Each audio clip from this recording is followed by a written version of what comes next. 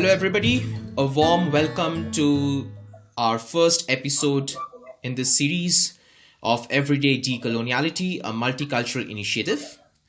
The title of our episode today is Decolonizing the University, and as a part of this episode, I'll be briefly conversing with my dear colleague from South Africa, from the University of KwaZulu-Natal, and her name is Luthando Ngema. So prior to moving to the questions, I'd like to briefly introduce her. So Luthando is a lecturer and research scholar at School of Arts, University of KwaZulu-Natal, South Africa. She's a prolific scholar, and her areas of research interests are cultural tourism communication, urban communication, internal and external organizational communication, race and gender in media, and several other aspects.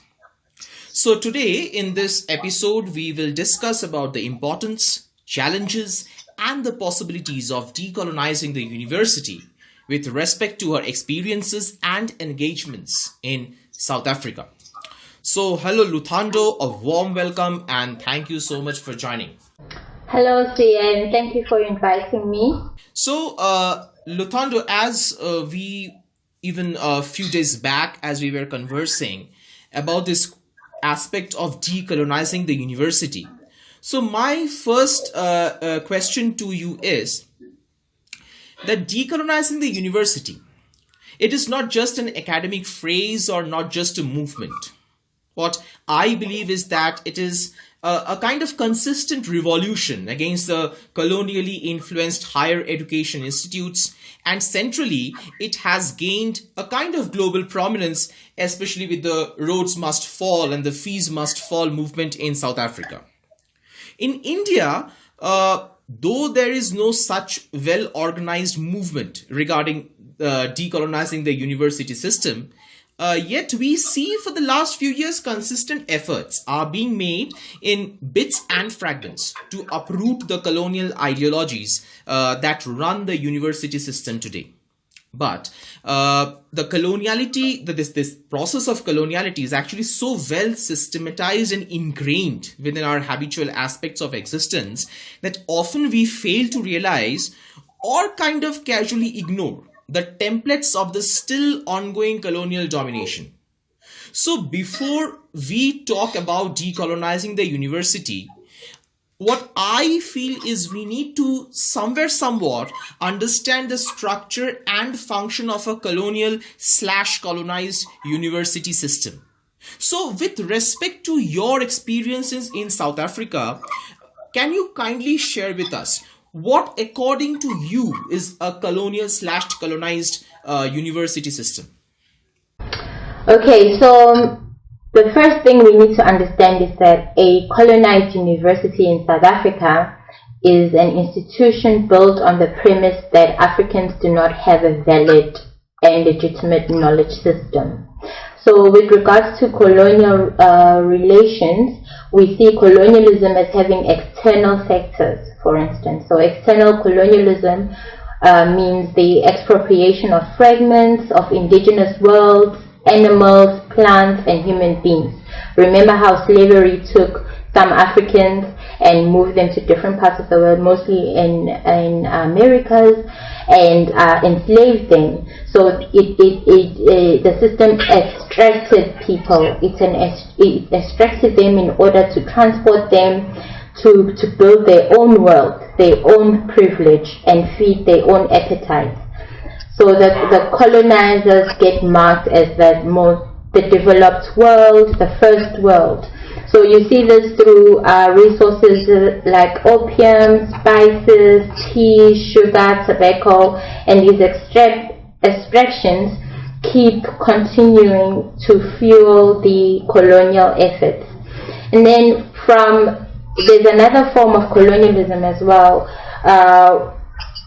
and this is called the internal colonial system. The biopolitical, the geopolitical management of people, their land, their flora and fauna within the domestic borders of the imperial nation. So this involves the use of particularized modes of control like prisons, ghettos, we call them townships in South Africa, minoritization, schooling, policing, and to the extent where policing is actually brutal towards the black body to ensure that the ascendancy of a nation, you know, is policed and structured within these fragments.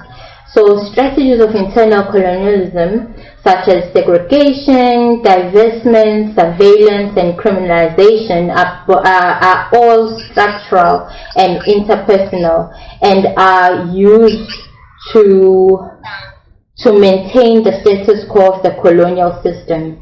But then there's another theory as well which talks to the settler colonialism, which operates through internal and external colonialism modes simultaneously, and there's no spatial separation between the metropole and the colony.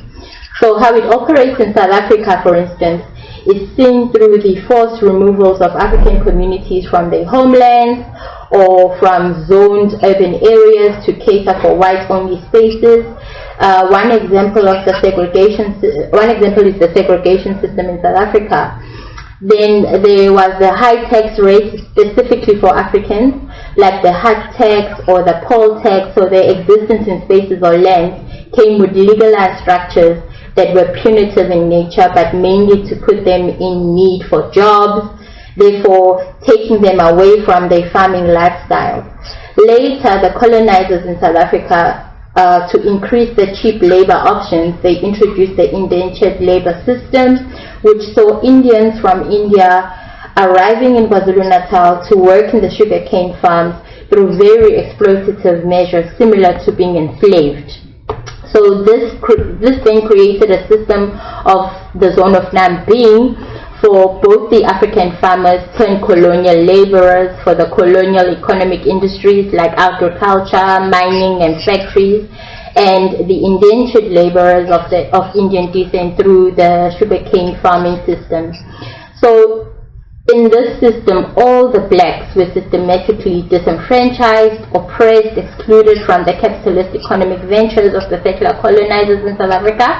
It created hatred among these groups of blacks who were basically fighting over crumbs that were afforded to them by the colonization system.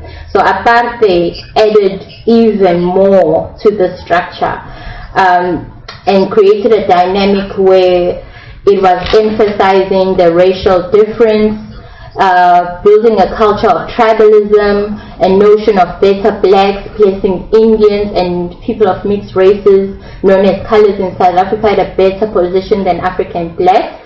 But ultimately, all the blacks, be they Indian, colored, or African black, were oppressed and excluded from socio-economic political structures that help build a society. So our universities are born from this structure.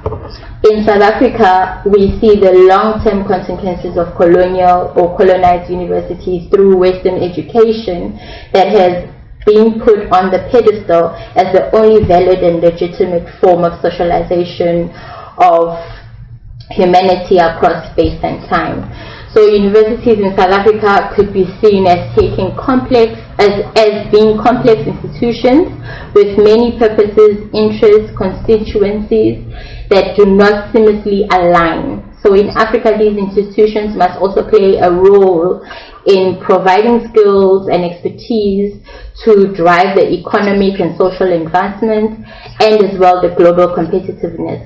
So in addition, we must confront the damage done by centuries of colonial exploitation of minds and bodies and the racism that undergirded it. So it's a huge challenge for these universities, especially in modern African universities who fought for these African universities.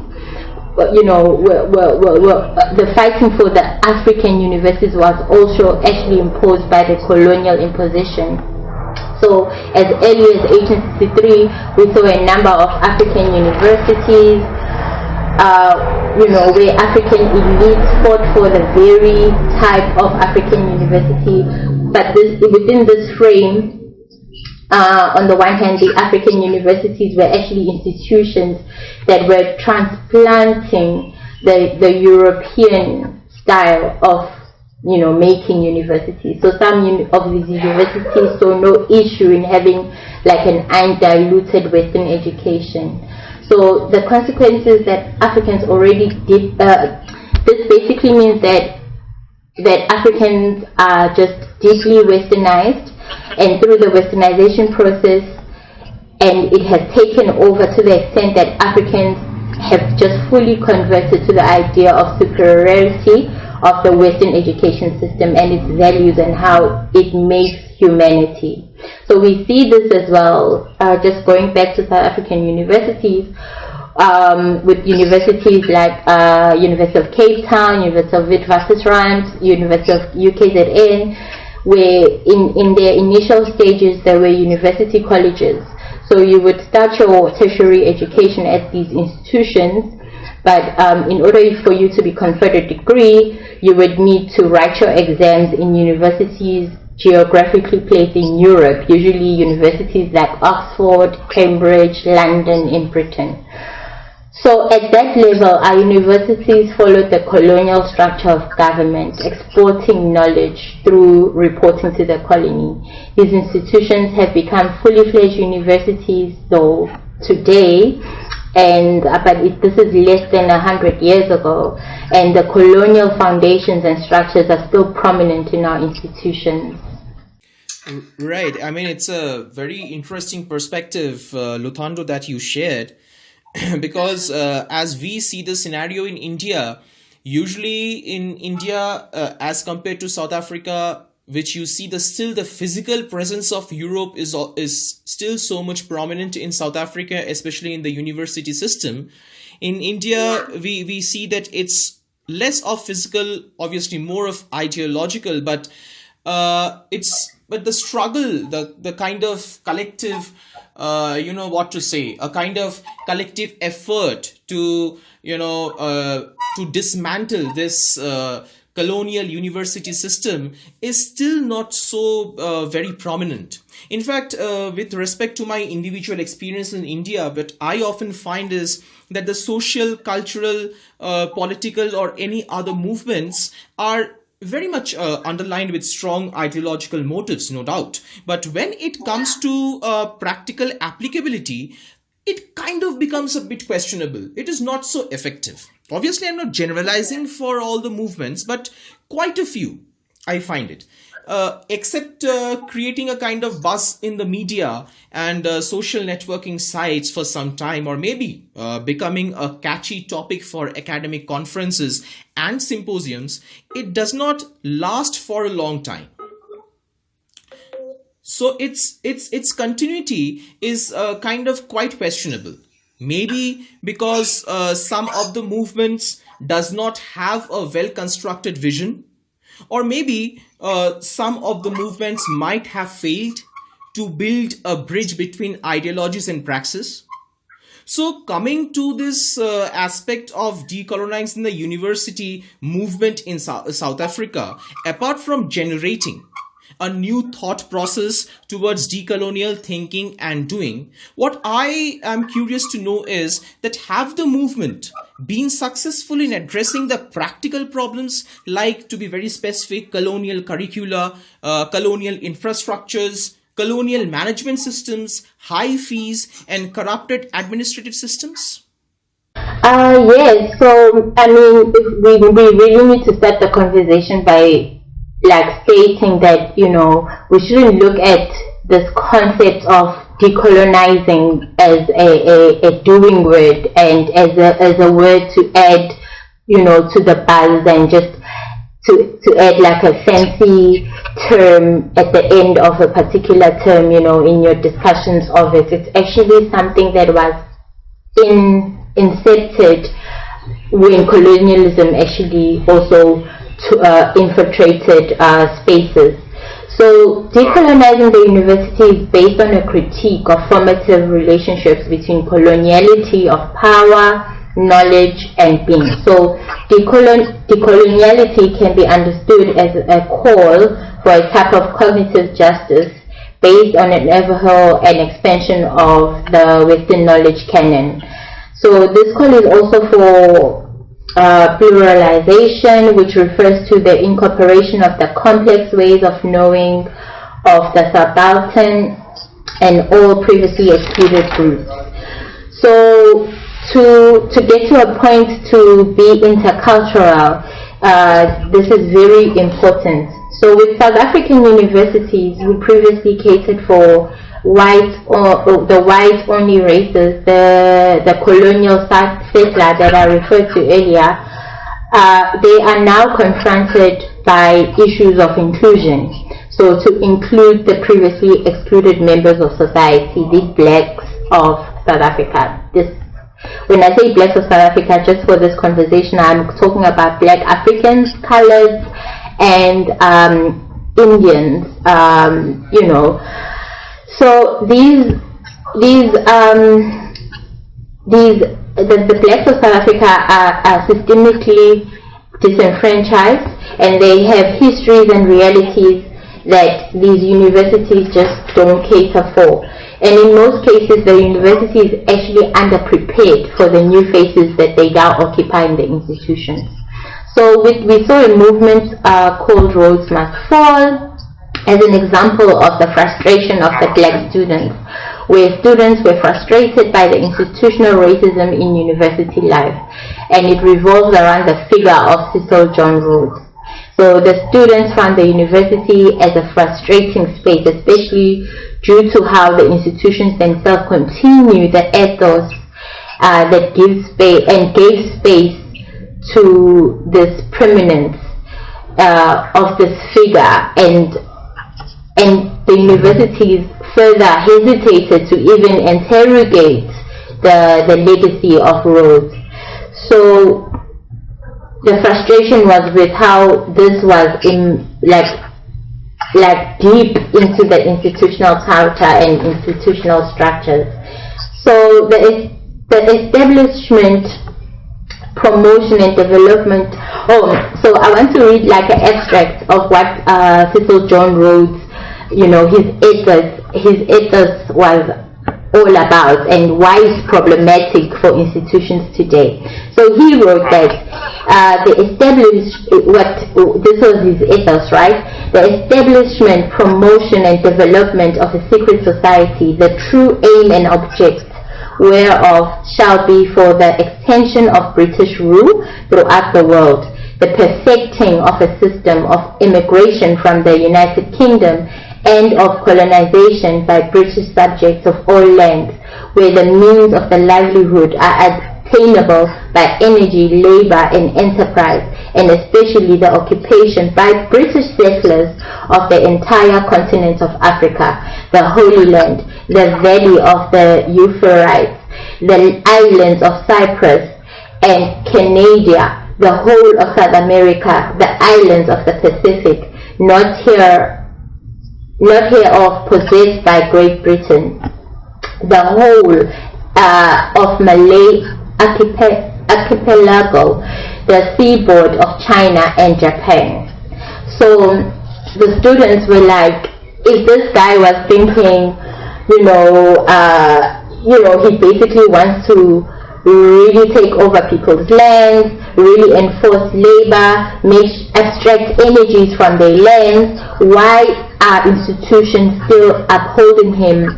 Through various structures like scholarships, statues, and just the general way of doing things are still sort of like very centered around the figure of Cecil John Rhodes, specifically with universities within the Southern African region.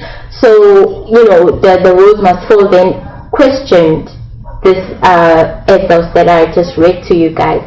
Like, why is this the center of everything? This is definitely the future now, or the present, and this is not the time to place this figure as the center of the space that is now being inhabited by different people who experience a different level of oppression and disenfranchisement. So why is Rhodes the center of these institutions? So the call was really about noting that Rhodes had his time, and his time has come and gone. So Rhodes Must Fall wanted a change in how these institutions position their ethos, their vision for the current time. So the current time is about black bodies now in taking over these spaces, or maybe not taking over, but engaging with these spaces. And how can the system, through the frames of decolonizing, really transform and incorporate the new bodies, the new faces that are taking over universities. I mean, from the Rhodes Must Fall movement, then it gave birth to what we know as Fees Must Fall as well.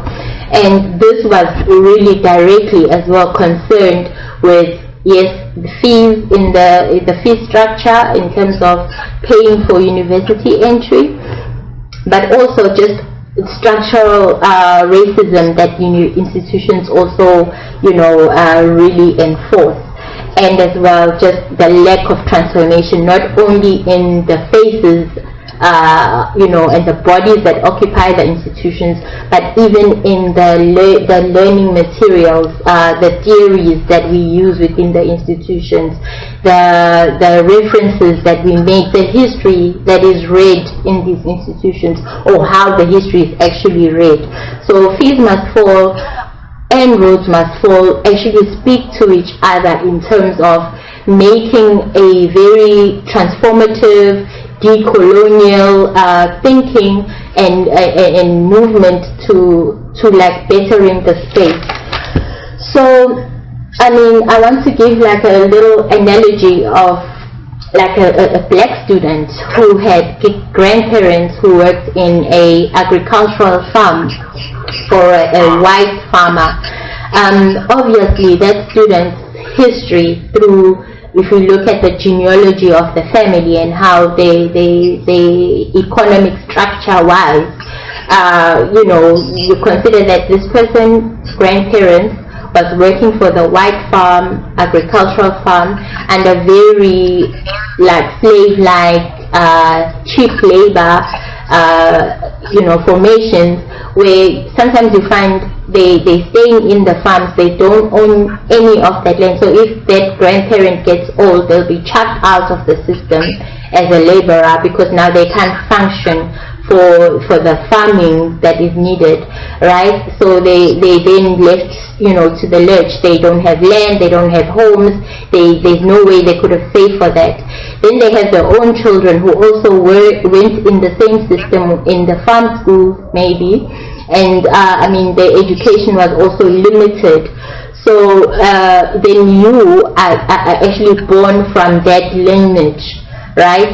And then how the hell are you then now expected to have high fees that universities are insisting on, and also even with the teaching and learning process, you might have been subjected to Bantu type schools, where they just like made for I don't know, just for you to learn like alphabets and just basic numbers, but not really the critical thinking element that is needed in someone who now enters university. So universities further have this step to actually consider that your education might not be as clean and proper as someone who, say, went to a multiracial school, which are previously white-only high schools. So anyway, you are now this black student with this history of, the farming family. No generational wealth was generated during that time, and you've done well for yourself. You've worked hard in very harsh conditions to get your matric. You now in university, you have the access. How are universities ensuring that you are included in the system? So Fees Must Fall, Rhodes Must Fall are questioning these realities that universities have failed to, recognize.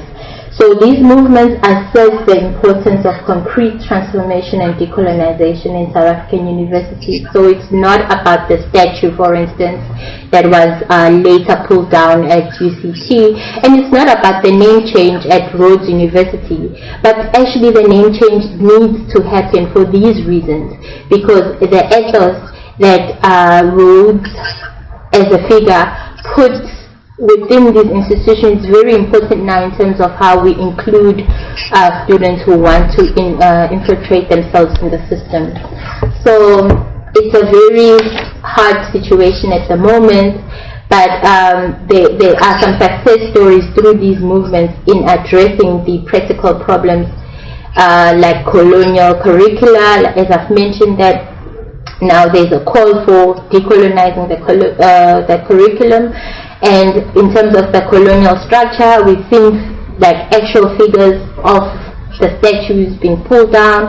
At UKZN, we have an example where the statue of King George is actually just dismantled. It's painted all white. It's not, you know, clean and proper as it used to be, and it's been that way for the past 3 years. So you're finding these stories in different campuses of how they're dealing with the colonial infrastructure itself. And with the colonial management systems, the success stories, I would say, would be like the hiring of more black academics in the institutions, and ensuring that these black academics gain their PhDs, for instance, and then also looking into the promotion system by ensuring that the mentoring system is also aligned with how someone gets promoted from, you know, a lecturer level to an associate professor level, which in previous years has taken some, the previous VC of UCT had made a comment on one article where he said, oh well, you know, for one to get associate professorship, it takes plus minus 20 years, which is actually ridiculous. So before, the promotion system wouldn't actually look at all the other types of work that academics actually contribute to, because of the corporatized style of the academy, where they require journal articles and and not, if you work within the humanities, there are so many other creative outputs that we actually contribute to the institution. And even the teaching, where you go beyond the just going to the class, but actually connecting industry with what happens within the university could be seen as something that actually adds value to how the learning is transported from just the classroom and the towers of the university, but engaging with the real world, especially if you're doing like community-based research. There are ways of doing research that are just not as in and out, doing an interview out to write an article, but sometimes it takes 3 or 4 years for you to get that one article, because the relationships that you work with the community are not just in and out, as you would expect, but it takes time. So that recognition of how each individual academic works, especially young black academics, how they work and how they maneuver between spaces, between the colonial structures and between the spaces that they come from, and then what they produce, the knowledge that they produce at the end, and what they retell within the classroom setting, is a way now of recognizing new ways of learning, new forms of knowledge that I feel some universities actually do give like a liking to, and actually give towards promoting those academics. So then the high fees and the corrupted administrative systems. At UKZN we had an incident where it's sort of like a quota system, I don't know what to call it, but where the strict regulation of how many students for the medical sciences can be taken within that discipline. And then what happened with the administrative systems, they would actually take bribes to get certain students in that system. So if you had the money, then you would be in the system. So it became like a huge scandal, and obviously, now systematically excluding students who actually needed to be in that space. And luckily, the administrative system is actually looked into. I mean, this also affects how student residents are run. You find that universities before just used to cater for about 300 students. Now they cater for 10,000 of students. So this means our residents have actually also moved out of the university space. So you get external residences. So that's also an issue, because somehow the system of that doesn't talk to how the students engages with the university. For instance, like if you have a practical at 5 p.m., you can't make that practical if your bus leaves at 5 p.m. to go to the external residents. So somehow the systems need to talk to each other and understand the circumstance of each student, especially if the cause of the student not being on campus at 5 a.m. is caused by the university not ensuring that these institutions have residencies in close proximity to the institution. So, there's a lot of work to be done, but things are happening slowly. They should be moving faster, because it's been clearly declared and expressed through the Roads Must Fall movement and the Fees Must Fall movement what is lacking in the system. But hopefully South Africa is slowly getting there. I mean, this is amazing. Thank you so much for sharing all the things in such a detailed manner, and especially bringing out these very crucial and very important examples to show how the movement, how the struggle is going on, and it's quite going on in what I kind of feel is in a very constructive manner. Obviously, decolonization is not a one-day process. It's a consistent struggle, which I think it will live on kind of forever. And also, in fact, you were giving some very interesting examples, like picking up each and every component about publications, about journals. And in fact, with respect to that, I remember just a few days back, Professor Sabelo Endelebu delivered a keynote in the University of Johannesburg. And there, while talking about these aspects, he also put forward some very crucial questions, that how to move university, or how to break the ivory tower of white knowledge that exists in the university system across the world today. And also he also raised important questions with respect to this element of publication as well, like a journal from India is not an international journal, a journal from Nigeria or a journal from Brazil is not an international journal. So still, who defines and what defines internationalism? In fact, you were giving an examples like, one, you submit one article and almost after 4 and 5 years it gets published. So even I as an individual also have experienced the same thing, and is still experiencing to a vast extent with a lot of aspects of this. So I kind of feel that, to come towards the end of our discussion, I kind of feel that, this decolonizing, they're just talking about this decolonizing the university movement, or maybe in general, this movement of decolonizing across and over. It should not only be limited to a particular national or geographical boundary, because when the colonization process started, you quoted Cecil John Rhodes, and he talked about how smartly, how easily they have just taken the rest of the world, the non-Western rest of the world, as granted. And they simply went on expanding, grabbing lands and, expanding their empires and, kind of exploiting the people, the communities, the cultures and traditions, everything. So I kind of feel that this process of decolonization in general, or maybe decolonizing the university in particular, should also come up as a kind of transcontinental project, so that we can remain on one side, we can work within our respective geographical, national, contextual boundaries.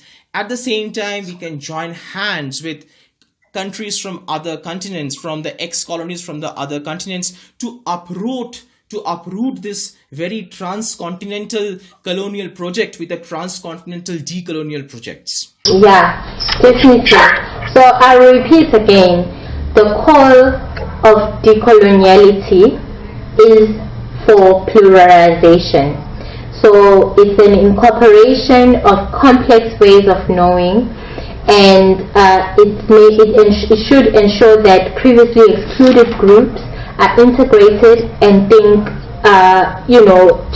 in their difference, actually, not think in their difference, and also consider that we actually have a lot of similarities through coloniality. Like through coloniality, we were colonized the same way. We were disenfranchised, our land was taken, our knowledge was expropriated, our cultures were diminished and expropriated as well at the same time. So intercultural understanding of the heterodox forms of being human are fundamental for this movement. So all knowledge forms have to be brought into play in an intercultural education that can promote a type of epistemic openness to the knowledge of all human beings. So what coloniality did was only put on the pedestal of hierarchies that are British knowledge. I'm just referring to British because they were our colonizers, but of the colonizers' knowledge being at the pedestal and the only knowledge form. So definitely I'm with you there. There is no way of continuing the decolonization project without these global South connections that need to actually take place. So yeah, I think I'll end there, and reiterate what you were saying. Intercultural understanding is very important, and we need to break away from the heterodox forms of being human. And yes, just to add one last point to your statement, that we need to create altogether a space where we can all agree to disagree and generate new perspectives of understanding, new epistemic perspectives, new ontological perspectives.